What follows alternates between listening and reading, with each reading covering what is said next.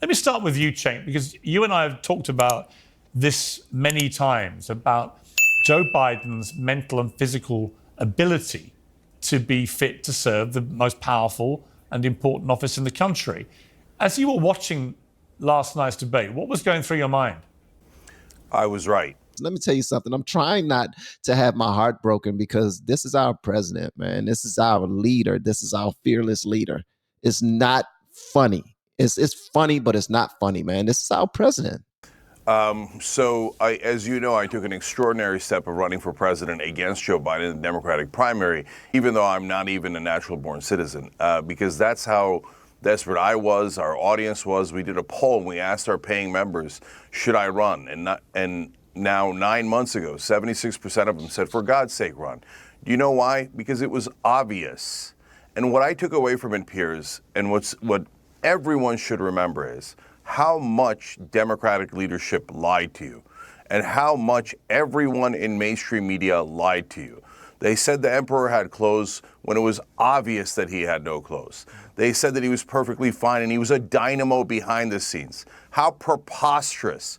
We were right all along. So the next time they tell you you got to vote for Joe Biden or Hillary Clinton in a primary because they're the only ones who can win, remember this preposterous lie. Remember how terribly they deceived you into picking the weakest candidate, not the strongest candidate. And Piers, every time I said, let's pick someone stronger so that we can beat Trump, they said, so you like Trump, you want to help Trump. No, you picked the strongest person so you can beat Trump. That's right. Apparently they couldn't understand simple concepts like that, but now the whole world has seen what we saw all along. You know, Cenk, before we go to the other three, there are reports, as we're talking now, that Barack Obama has been having urgent conversations with Joe Biden to try and gently persuade him it may be time to give up.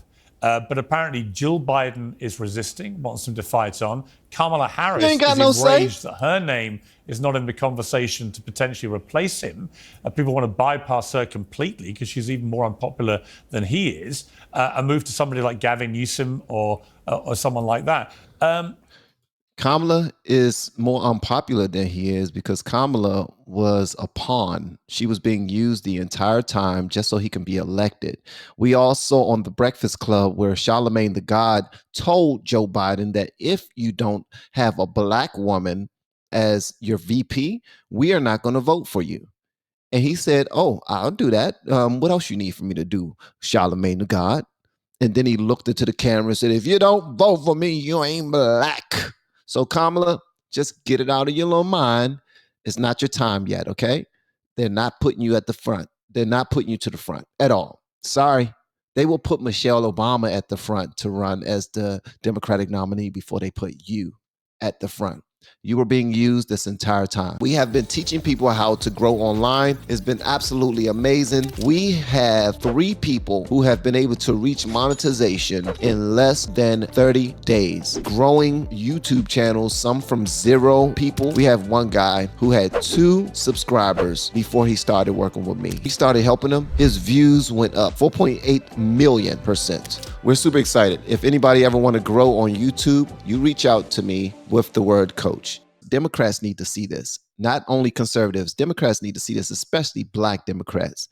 You guys have been used this entire time, okay? Wake the hell up, please.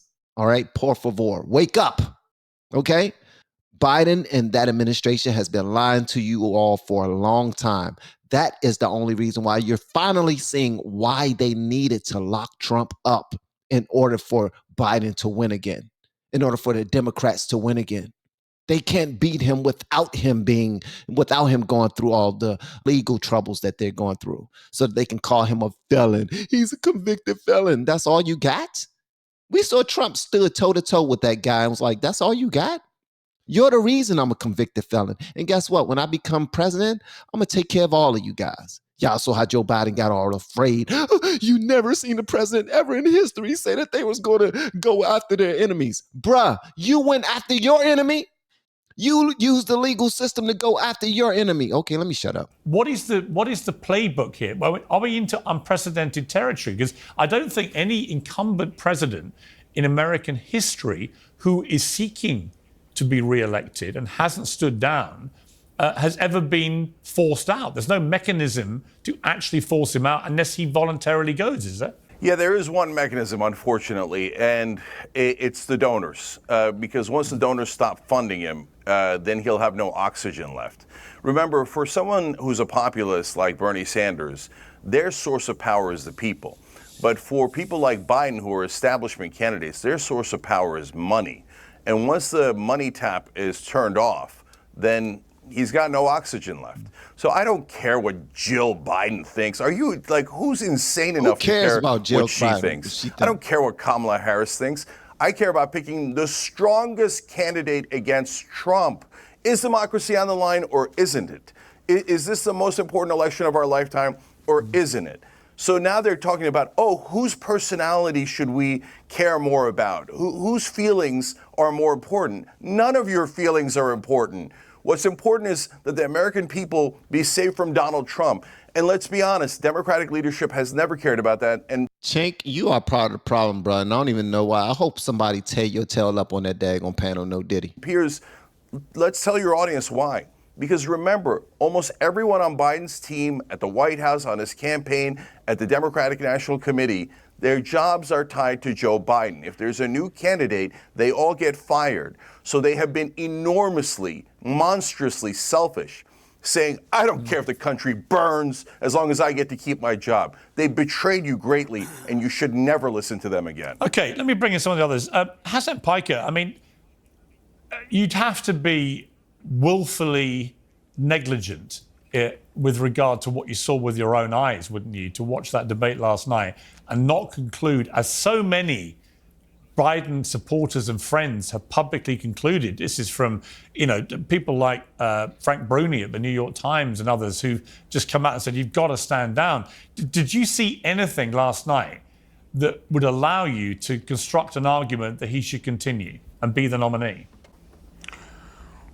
Biden continuing? Absolutely not. But there's another glaringly obvious problem here. Cenk and I have had this conversation personally for years at this point, very publicly, about Biden being ineligible to run and how he's going to lead to the downfall of the Democratic Party and potentially lose a pretty easy to win election against Donald Trump at this point.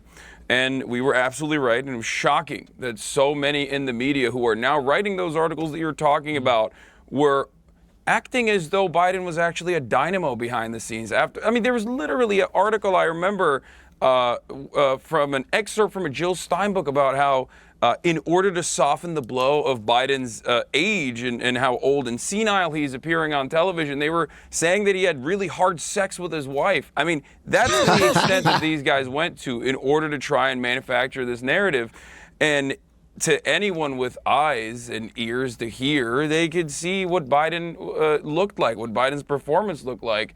So I don't understand why it's so shocking to people. David Axelrod said on CNN, I believe at this point, 9 months ago, that, Biden has to go. Someone else has to come in and potentially win this race. You have an election coming up right now where the down ballot races, where you have Democratic Party senators doing 10 points better than the top of the ticket, than Joe Biden in places like Nevada, in states like Arizona. These are states that Biden has to win.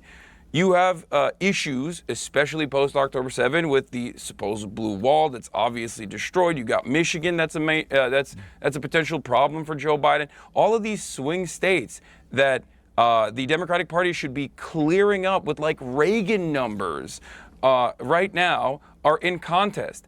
Having said that, Donald Trump also had a phenomenally bad performance last night. It's just that no one is going to talk about that because one guy was very clearly demented. So when the other guy's talking about immigrants and how they're responsible for everything that is going on for an hour and 30 minutes straight, people didn't even have the time to make that assessment because they were so unimaginably shocked at the fact that the Democratic Party has basically put forward a cadaver and tried to push him over the finish line and are hoping that you don't notice.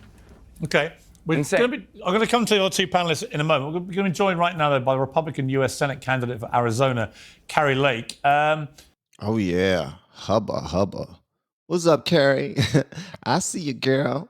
Carrie Lake is gorgeous. She's beautiful. And they tried to shut her down on social media because she was telling truths that they weren't ready for.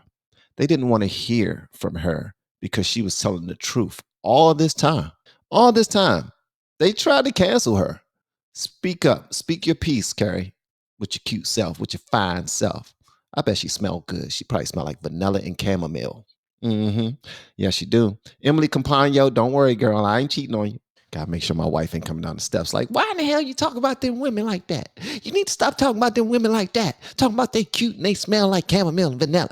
I ain't trying to get cussed out. I'm married to a black woman. All right, let's go. Carrie, what did we watch last night? A train wreck combined with a dumpster fire and a huge, massive victory for President Trump and really America first. That's what it's about. It's about putting our country first. And we've watched for 4 years as Joe Biden has caused the most high levels of inflation that I've seen in my lifetime. We've watched, and I'm not just going to blame Joe Biden. The national Democrats have stood behind this guy. And to act like last night, oh my goodness, finally they're just seeing for the first time there's problems with Joe Biden. We've been seeing this for a long time, Pierce. The American people have been seeing his decline for a long time. Yes. And I think we need to all come together at this moment in history and recognize that we need to make a major change. Yeah, and the first change should be firing Karine Jean-Pierre for lying every single day to the American people, talking about it's a cheap fake. It wasn't no cheap fake. You guys knew all along, but you are lying. You are lying. Fire Karine Jean-Pierre. Replace her with somebody who's going to tell the daggone truth.